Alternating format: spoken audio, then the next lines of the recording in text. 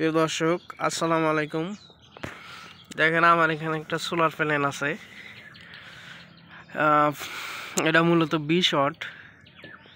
আসলে আর সামনে লেখা নাই, এখানে একটু কয়েকটা কথা লেখা আছে,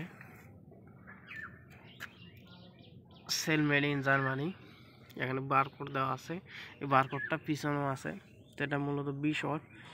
আর আমি আপনাদের যে কথা প্রথমে বলছিলাম যে আমার একটা ডিজিটাল সোলার কন্ট্রোলার আছে, সেটা একটু আপনাদেরকে দেখাবো।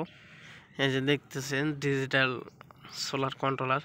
তো এটা কতটুকু ভালো এর রিভিউ নিয়ে আলোচনা করব কোনো একদিন, আজকে সময় নেই আমার হাতে।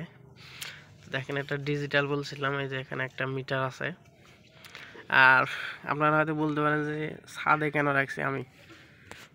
তো আমার এখানে রাখার মূল উদ্দেশ্য হলো, এখন শীতকাল যেহেতু রোদ কম করে, যার কারণে সোলার ব্যাটারিটা ফুল চার্জ এমনি তো কোনো দিন হয়নি, বাট এখনও হবে না। একটু আমার এখান থেকে অনেক দূরে, প্রায় 13 গজ তার দেওয়া আছে এখানে, 13-14 গজ, 13-14 গজ তার, অর্থাৎ প্রায় 27-28 হাত।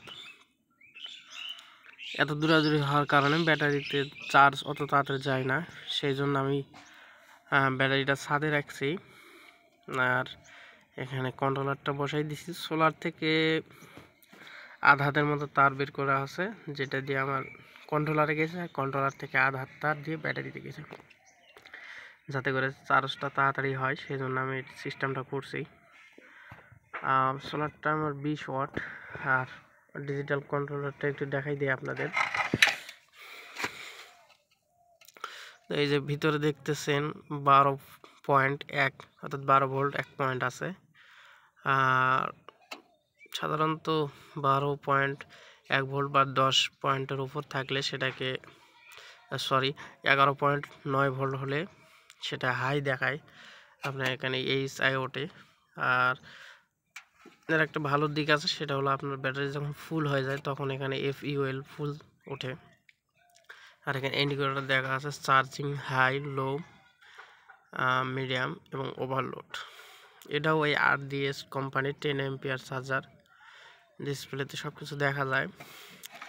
আর এটার একটা সুন্দর দিক হলো, আমি পরীক্ষা করে দেখছি যে আপনারা এই যে দেখতেছেন ফিউজ আছে, এই ফিউজটা যদি আমি খুলে নেই তাহলে মনে করেন এর ভিতরকারা মানে কোনো কিছুই বাইরে আসবে না। যেমন আমার ব্যাটারি কানেক্ট করা আছে, আপনি ফিউজ খুলে নিলে এইগুলা কোনো দিক দিয়েই আপনার চার্জও বের হবে না, চার্জও ঢুকবে না, আর আপনার ডিসপ্লেতে কোনো প্রকার আলো আসবে না।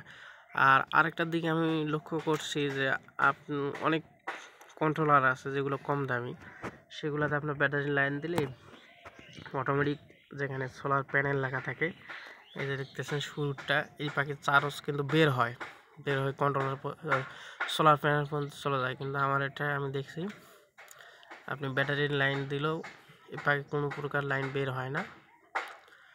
আর ওই দিকে দুটো দেখতেছেন লোডের, ওই দুটাতে দিলে বাসা বাড়িতে যে সব ফ্যান লাইট আছে সেগুলো চালাতে পারবেন। তো আজকে ভিডিওটা লম্বা করব না, আমি কোনো একদিন আপনাদের সকল তথ্য দেওয়ার চেষ্টা করব। আজকের ভিডিওটা এখানেই, ততক্ষণ পর্যন্ত ভালো থাকবেন, সুস্থ থাকবেন, আল্লাহ হাফেজ। আরেকটা জিনিস আপনাদের একটু দেখাই, থামেন। এখানে দেখতেছেন একটা সোলার প্যানেল, এর কি অবস্থায় আছে আপনাদের একটু দেখাই। এই যে দেখেন, এখানে দাগ দিতেছি, এই যে দেখেন কত মোটা হয়ে গেছে, আর উপরে ধুলা পড়ে। তো এটা 85 ওয়াটের সোলার প্যানেল। এটা আমার না, আমার চাস্তো ভাই, আমি অনেক কয়েকবার বলছি, তারপর পরিষ্কার করে নেই। আমি অনেক কয়েকবার পরিষ্কার করে দিয়েছি, আমারটা পরিষ্কার করতে আসে। তো আজকের মতো ভিডিওটা এখান থেকেই